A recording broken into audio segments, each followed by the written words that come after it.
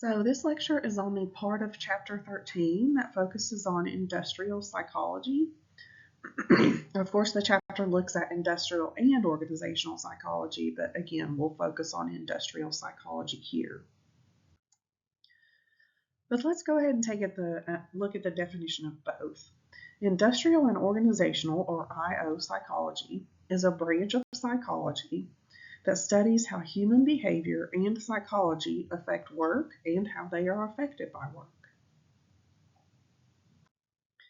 A specific definition of industrial psychology focuses on identifying and matching persons to tasks within an organization, in other words, hiring people, which involves job analysis, which means accurately describing the task or job, and then they must identify the characteristics of applicants that match the job description. And then after someone is hired, it involves training employees from their first day on the job throughout their time with the organization, and of course appraising their performance along the way. So let's look at the first step, which is selecting employees. And the first step in doing that is developing a job ad. There are two approaches to this process. One is task-oriented, which essentially lists the detailed actual tasks of the job. Another one is a little more vague, job specification, which lists the knowledge, skills, and abilities that the job requires. So let's look at an ad that offers an example of both of these processes. The process of job specification would be like what's under the qualifications. You need a bachelor's degree, you need 10 plus years of experience, good communication skills, proven track record of building, training, motivating a team. Task-oriented is going to be under responsibilities. These are the actual things you're going to have to do. You're going to have to build, train, and mentor your team, establish systems and processes, create and manage a budget, and manage the sales department by setting and monitoring goals. So you can see there's a little bit of a difference between qualifications and responsibilities, and usually job ads will contain both. So the second step in selecting an employee is assessing and analyzing the candidates. This can involve some testing or interviewing. Personality tests are used to identify the personality characteristics of the candidate in an effort to match those two personality characteristics that would ensure good performance on the job.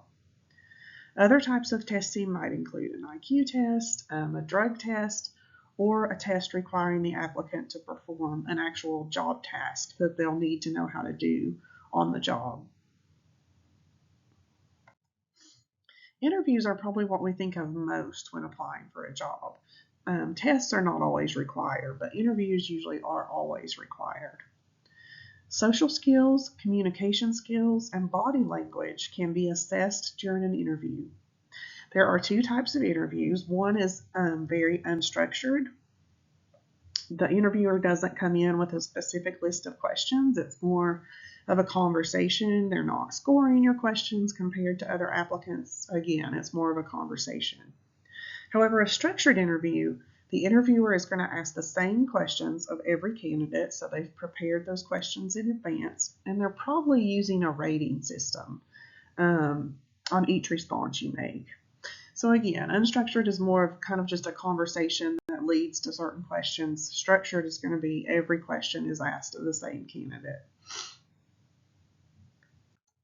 So I thought since you all are in school and preparing to go to job interviews, I might include some tips on preparing for an interview. If you'll look at the diagram on the left, you'll see that the first is to research the company. You want to know what the company's mission is, what it's like to work there. You can look at a website or a Facebook or even talk to someone who works there already. The second thing is you want to prepare for common first interview questions. I think it's good to practice answering as many interview questions as you can before going into the interview, because you never know what you'll be asked.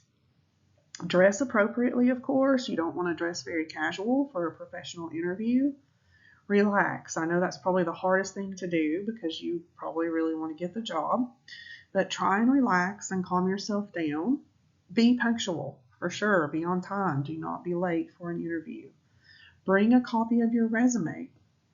Usually these are sent in electronically these days, but just in case the interviewer or someone in a group interviewer doesn't have your resume, it's probably good to have a copy.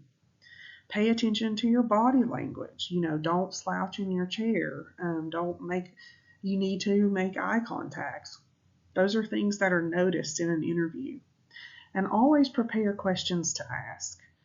Remember that they're not only interviewing you, but you're also interviewing them to see if you like the culture of the company or if you would even want to work there. So always have questions to ask the interviewer. Going online is a good place to find practice questions for you and also preparing questions to ask the interviewer. So those are just a few tips for the future. So once an employee has been hired, they've gone through the interview and they've been hired, usually the first step in any organization is to offer them training. This could include basics such as company policies, benefits, safety, etc. Part of the training should also be focused on the employee's specific role in the company. This could be done often through mentoring, which is a form of informal training in which an experienced employee guides the work of a new employee. I think that's one of the most helpful ways to be trained, is to follow someone who is already in that position. Following a certain amount of time after being hired, each employee must be evaluated. A new employee could be evaluated at the 90-day point perhaps, and longer-term employees might be evaluated every 6 months or 1 year. IO psychologists often assist with developing performance appraisals, which are designed to evaluate whether each employee is performing satisfactorily. Let's look at an example of what a performance evaluation might look like. I'm not going to read through all this because it's a little bit lengthy, but this is what a performance scale might look like. There's a description: is the employee doing this?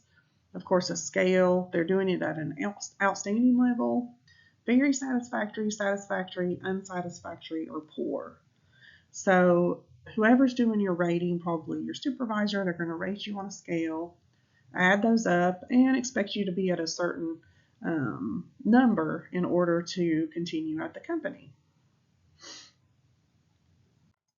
So that's a little bit of what IO psychology, the industrial side of IO psychology is, really hiring and training and getting that person into the job and then continuing to monitor how they do.